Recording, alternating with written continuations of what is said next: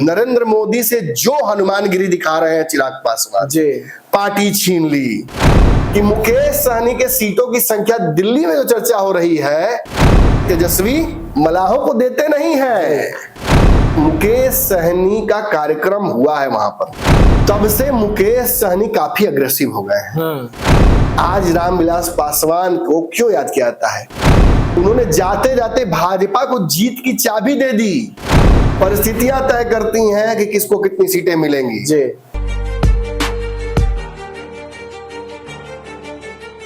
नमस्कार, मैं विकास सिंह राजपूत और आप देख रहे हैं पंचनामा। और आज से स्टूडियो से चीर फाड़ की शुरुआत फिर से एक बार हो रही है। आपका गुस्सा जायज है, क्योंकि इस वक्त बिहार में चुनाव है और चुनाव के समय जब चीर फाड़ पर ब्रेक लग जाए तो गुस्सा लाजमी होता है। हम समझ भी रहे हैं, लेकिन हमारे पास इसकी बड़ी वजह भी है कि आपके गुस्से को किस तरीके से शांत किया जाए। और हमारे पास जो बड़ी वजह है, क्योंकि हमारे संपादक और डॉक्टर साहब दिल्ली में थे और दिल्ली से अब स्टूडियो में आ गए हैं और आज से जो शुरुआत हो रही है चीरफाड़ की, वो अहम खबरों पर चीरफाड़ होगी। क्योंकि दिल्ली से सारी जानकारी लेकर पटना पहुंचे हैं और पटना पहुंचते ही सीधा स्टूडियो, और स्टूडियो से चलिए खबरों की चीरफाड़ करते हैं। तो आज दो गठबंधनों में एक्शन तेज हो गया है। तेजस्वी नीतीश की भी जो तैयारी है वो पूरी हो गई है और किसी भी वक्त चिराग और सहनी की अदला बदली जो है वो हो सकती है दल की। तो चलिए शुरुआत करते हैं चीरफाड़ के और बढ़ते हैं सीधा हम अपने संपादक डॉक्टर नमन मिश्रा सर से जुड़ते हैं। सर, दिल्ली में थे, पंचनामा 2-3 दिन ब्रेक लग रहा था, दर्शक लगातार आपको फोन कर रहे थे, गुस्सा हो रहे थे। गुस्सा होना उनका लाजमी भी है क्योंकि सामने चुनाव है। और तो उनका गुस्सा लाजमी है तो हमारा थोड़ा देर से आना भी लाजमी है जी। कुछ ऐसी खबरें हैं, अब सब यहीं बैठे बैठे नहीं ना होता है, लगी से घास काटने वाले तो हम है नहीं जी। आपको पता है मैं किस कारण से वहां गया था और उसके बाद फिर मेरा जो उस कारण के समाप्त होने के बाद एक्सटेंडेड स्टे था वो क्यों था दिल्ली में, उसका भी बहुत बड़ा कारण है। मैं अपडेट आपको करता रहा, मैंने जिससे मुलाकात की। कुछ मुलाकातें ऐसी थी जो अब सामने वाले को ही अपनी तस्वीरें सार्वजनिक नहीं करनी थी। उनकी रणनीति है, उनकी पॉलिटिकल भाई उनका अपना ही एजेंडा है तो नहीं चाहते होंगे, लेकिन खबर तो मैं बोल सकता हूँ ना। मैंने सुना यहाँ पे अमित शाह से जो मैंने सवाल पूछे, मैंने देखा कि मुझे इस बात का पूरा इल्म था जी, उसे उसका भी क्रेडिट कोई और लेना चाहेगा और हुआ वही। छोड़िए, काम होना चाहिए, क्रेडिट से क्या मतलब। बिहार के क्रेडिट अगर लेना होता तो 500,000 रुपया उनके फोटोग्राफर को देके हम भी अपनी तस्वीर नहीं निकलवा लेते हैं जी। हो जाता है, कोई बड़ी बात नहीं। आप फुटबॉल आदमी तो ला ही जाएगा। तो खैर, खून खाने खुशी खासी खुशी बैर प्रीत मदपान छुपता कहाँ है जी। बात सीधी है, चिराग पासवान तो बिहार आए, चले गए रैली में, एकाएक 243 सीटों पर लड़ने की घोषणा की जी, वापस चले गए जी। नारा क्या लगा? हर बार नारा बिहार में ही लगता है, धरती गूंजे आसमान रामविलास पासवान जी। लेकिन नारा बदल गया जी, धरती गूंजे आसमान भाई चिराग पासवान जी। इस कार्यक्रम से ये नारा देकर चिराग पासवान ने ये बता दिया कि जहां से पिता की राजनीतिक लकीर समाप्त हुई है वहां से चिराग पासवान अपनी नई राजनीतिक लकीर शुरू कर रहा है खींचना जी। निश्चित ही इसमें बाधाएं आएंगी और बाधाएं अगर चिराग पासवान को पसंद नहीं होती तो उस क्षेत्र में रैली क्यों करते जी, जहां पर बीजेपी का तो 2 ही विधायक है 22 सीटों में से और जदयू का तो खाता भी नहीं खुला है। बिल्कुल, जदयू से बड़ी पार्टी हो गई चिराग पासवान की। बिल्कुल, तो ये रिस्क क्यों ले रहे हैं जी? बस मजा आता है। ऐसा ही काम करने पर लोग नाम लेते हैं। 5 में 5 सीट जीत गए, अब की जीत के दिखाओ, केंद्रीय मंत्री बन के दिखाओ, सीट लेके दिखाओ, जो दिखाओ करते जा रहे लोग। देखो, देखते जाइए, दर्शक मत बनिए, इसके सहभागी बनिए। राजनीति में दिखाते जाइए, ये दिखाइए, वो दिखाइए, इनके सांसद टूट जाएंगे, इनकी पार्टी टूट जाएगी, इनके चाचा भाग जाएंगे, पार्टी बना नहीं पाएंगे, सब तो करता जा रहा है अगला जी। बिल्कुल। अब रही बात 243 सीटों की, और 243 में छुपा हुआ 35 सीटों का डिमांड, 240 कहेंगे लेकिन 35 सीट की डिमांड उनकी है जी। तो नहीं मिलेगा, बात खत्म। अमित शाह ने तो कह दिया ना जी, नहीं मिलेगा जी। तो क्या अमित शाह के कह देने से हो जाता है क्या? बिल्कुल नहीं। अमित शाह तो खुद कहते हैं जुमला था। जी। समय के साथ तय होता है, परिस्थितियां तय करती हैं कि किसको कितनी सीटें मिलेंगी। जी। यही उपेंद्र कुशवाहा कितनी सीट पर लड़े थे, उनके प्रवक्ताओं के मुंह से सुन रहे होंगे आजकल आप खूब। जी। हम इतना ही सीट पर लड़ते हैं, तब कितना लड़ते देखिए, तब कितना लड़ते देखिए। अरे तब से अब तक गंगा जी के नीचे पानी पास हो गया कितना। बिल्कुल। जेपी से तो नया पुल बन गया गंगा जी के ऊपर। जी। इस भ्रम में मत रहिए, समय बदल जाता है, इसकी खासियत यही है। और जो नीतीश कुमार, खूब रील वायरल हो रहा है, देखे कि नहीं आप, कि मैं अपनी जवानी के किस्से सुनाने लगूं तो ये लौंडे मेरे पैर दबाने लग जाए। जी। अब उसमें तेजस्वी यादव नीतीश कुमार का पैर छू रहे हैं। खूब रील वायरल हो रहा है। लेकिन समय की खासियत यही है। नाथूराम गोडसे ने भी गांधी जी को पहले पैरे छुआ था, जी, बाद में पीतल से सटा दिया था। जी। तो किसके मन में क्या भावना चल रही है। एक बात और खास बात है, आजकल जानते हैं सम्मान को लोग आपकी कमजोरी समझते हैं, विनम्रता को, आपके संस्कारों के प्रभाव को लोग सोचते हैं कि अरे ये तो बेवकूफ है, इसको बिजनेस नहीं आता है। ये सच्चाई यही है। सनातन में सबसे पहले और आखिरी जो चीज सिखाई जाती है और सबसे जो अंत तक रह जाती है आपके साथ, कुछ नहीं जाएगा साथ में, सब यहीं रह जाएगा। जी। आपका नाम, आपकी ख्याति, आपके द्वारा किए गए कार्य ही बाद में याद किए जाएंगे। जी। आज रामविलास पासवान को क्यों याद किया जाता है? उनके काम। रामविलास पासवान ने इस क्षेत्र के दलितों के तो बहुत बड़े नेता थे ही। जी। उन्होंने जाते जाते भाजपा को जीत की चाबी दे दी। पूरे देश भर में भाजपा 5 किलो मुफ्त राशन देकर चुनाव जीतती जा रही है। किसके मंत्रालय से शुरुआत की थी, कहां से शुरू हुआ था? जी, स्वर्गीय रामविलास पासवान जी के। और आज उस पर भाजपा जीत रही है ना। क्रेडिट किसको मिल रहा है? मोदी जी को। जी। काम तो वो करके चले गए। जी। नाम मोदी जी का हो रहा है कि मोदी जी दे रहे हैं। हाँ, मोदी जी का हो रहा है, श्रेय उनको भी मिलता है, जानते तो श्रेय देते ही है। तो यही बात है कि इसीलिए बहुत ज्यादा हाथ पांव मारने की जरूरत नहीं है। पॉइंट छोटा है तो जेब भी तो छोटा ही छोटा ना होगा। जी। टांग के हिसाब से पॉइंट, पॉइंट के हिसाब से जेब। अभी तो है नहीं कि आपका टांग है 2 फीट का, जेब सिलवा लिया 3 फीट का, तो फिर जेब लटकल ना लसराएगा। जी। मैं किसको बोल रहा हूँ समझने वाले समझ जाए, इशारा काफी है। बाकी विषय पर वापस आता हूँ। तो चिराग पासवान ने तो ये आग लगा दी, वो चले गए वापस। जी। वो तो दिल्ली, हम तो खेते पीछे चले गए हम भी। वो तो दिल्ली रिटर्न। और मैंने कहा भी तो दर्शकों से कि भाई 1.5 दिन हो गया, तो एक बार उनका भी क्या चल रहा है दिमाग में, वो सब पता करना जरूरी है। जी।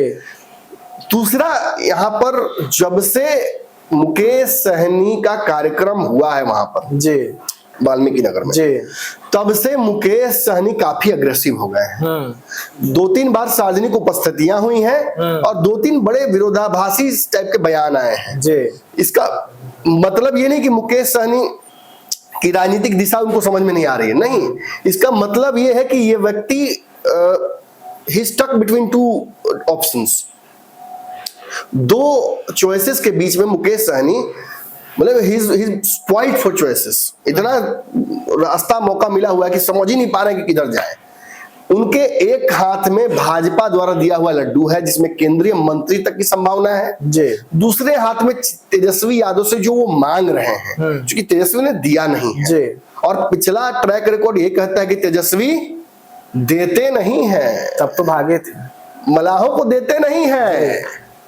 सच्चाई है, ये तो कह रहा है चिक चिकर बिहार का इतिहास। हम काहे कहेंगे? प्रेस कॉन्फ्रेंस हम उठे थे, कौन उठा था? जी, मुकेश सहनी उठ के भागे थे। काहे उठे थे? कोई पिन थोड़े घोपा था, कोई चाकू घोप दिया था पीठ में।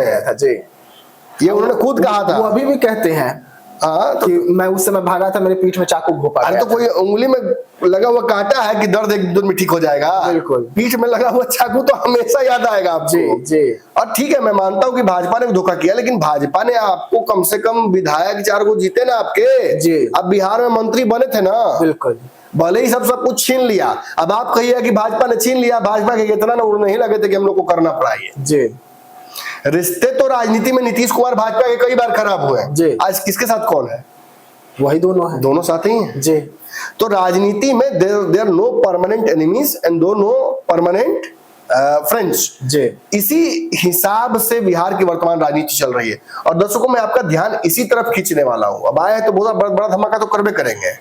बहुत चर्चा जबरदस्त चल रही है, मुकेश सहनी की 60 सीटों की डिमांड तेजस्वी नहीं मानेंगे।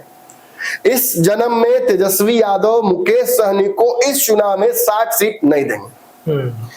इससे भी खतरनाक जो समस्या वो ये है कि मुकेश सहनी के सीटों की संख्या दिल्ली में जो चर्चा हो रही है, दिल्ली में जो खूब अलग अलग गलियारों में चल रही है, भाई भाजपा के नेता एक बोल रहे थे, बड़ी प्रभावी नेता थे जी, क्या रे 18-20 को सीट में दे रहा है तेजस्वी, कहां से रह लेंगे, नहीं रह पाएंगे, मुकेश सहनी नहीं टिक पाएंगे 18-20 सीट पर। और ये तो आप हम भी जानते हैं कि जब 60 मांगे हैं तो आधा 30 होता है जी, 18-20 तो नहीं होता है जी, संभव नहीं है, बिल्कुल नहीं। और अगर चिराग पासवान की भी खबर चल रही है तो वो भी 25-28 चला रहे हैं लोग, हालांकि वो 35 पर भी अटके हुए हैं, उसके बारे में मुझे क्लैरिटी कुछ हुई है, वो भी बताऊंगा जी।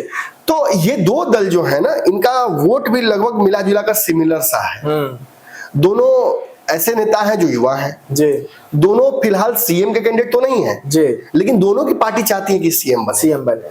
पेंच कहां फंस रहा है, देखिए चिराग पासवान का एक्सक्लूसिव पेंच फंस रहा है सीटों को लेकर, और मुकेश सहनी का सीट से ज्यादा जो बड़ा पेच फंसा हुआ है वो फंसा हुआ है कि तेजस्वी यादव सीटों अगर 30 को दे देते हैं तब भी वो डिप्टी सीएम तो घोषित नहीं करेंगे, बिल्कुल।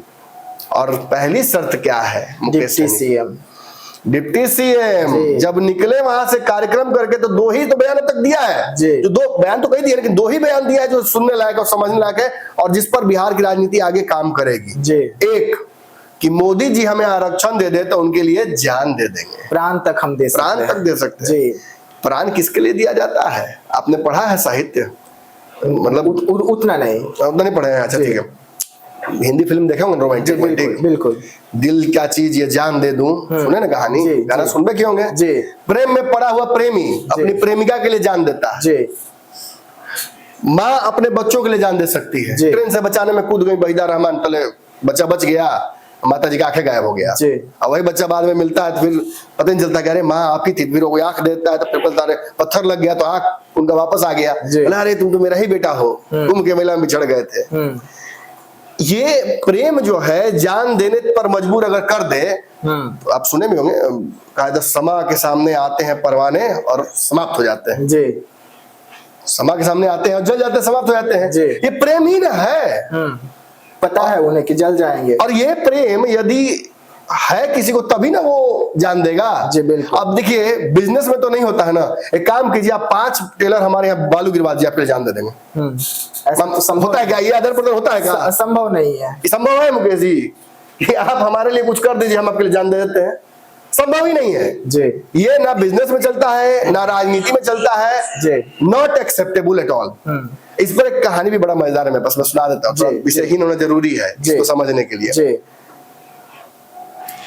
परवानों की गुफ्तगू हो रही थी, बातचीत हो रही थी, बहुत बातचीत कर रहे थे आपस में, दूर एक जल रहा था कहीं एक छोटा सा मोमबत्ती, उसको समा बोलते हैं और इनको परवाने बोलते हैं। परवाने माने छोटा सा पतंगिनी गांव में उड़ता है जो समाप्त होता है आपके मोमबत्ती में जल जाता है, जाते हैं दिया के पास जाते हैं और जल के भस्म हो जाता है, वो सटेगा जैसे ही दूर से ही भस्म हो जाएगा, इतना सा पिद्दी सा तो होता है, लेकिन वो प्रेम है कि वो जाकर जल ही जाता है। तो परवानों की बैठक हो रही थी तो उसमें कहीं दूर से उठ कर एक मच्छर आ गया कि भाई आप लोगों को परवाना कहा जाता है, आप लोग को इतना हाई रैंकिंग किया जाता है, शायरी में आपका नाम लिया जाता है, हम मच्छरों को भी इंक्लूड करो भाई, हम भी वो प्रेम कर सकते हैं जो प्रेम माने संभव है, करके दिखाते हैं हम भी। तो ठीक है, एक काम करिए, हमारा सबसे होनहार परवाना ये है, इससे रेस लगाते हैं, जाइए समा के पास और फिर जो पहले पहुंच जाएगा हम मान लेंगे कि वही सबसे बड़ा प्रेमी है उस समा का। परवाना गया, मच्छर गया, मच्छर वापस आया सबसे पहले, मच्छर बोला जीत गए, हमको घोषित कीजिए परवाना, हमको भी मेरे प्यार को भी कदर दीजिए। तो जानते हैं क्या बोला जो परवानों का हेड था, बोला भाई अगर तुम्हारे प्यार में दम होता ना तो तुम वापस नहीं आते। परवाने का काम वापस आना नहीं होता है, उस समा के साथ जल जाना होता है जी। मतलब तुम्हारे प्रेम में मिलावट है, वीआईपी नरेश, इस प्रेम में थोड़ी मिलावट है जी। और ये प्रेम आपको और प्रगाढ़ करना पड़ेगा। नरेंद्र मोदी से जो हनुमानगिरी दिखा रहे हैं चिराग पासवान, पार्टी छीन ली। रात में जो हुआ था, ओम बिरला के आवास पर जाकर सारे सांसदों को लेकर चले गए थे चाचा इनके, क्या भाजपा चाह देती तो पार्टी इनकी हो जाती क्या चाचा की? बिल्कुल नहीं। इस पेज को तो 2 दिन में फंसा सकती थी भाजपा, लेकिन भाजपा चिराग पासवान को परवाना गति प्राप्त कराने की तैयारी कर चुकी थी। अगर प्रेम है तो तबाह हो जाओ, तबाह हो जाओ। लेकिन उस तबाही की राख से फिर चिराग पासवान उठे हैं। तो इतना प्रेम तो मोदी जी एक्सपेक्ट करते हैं भाई, तभी कुछ मिलता है। लेकिन एक अच्छी बात क्या है कि मुकेश सहनी का जो जान देने की बात कर रहे हैं, वो ये नहीं कह रहे कि हमको मुख्यमंत्री बना दीजिए हम जान दे देंगे, हमको डिप्टी सीएम बना दीजिए हम जान दे देंगे।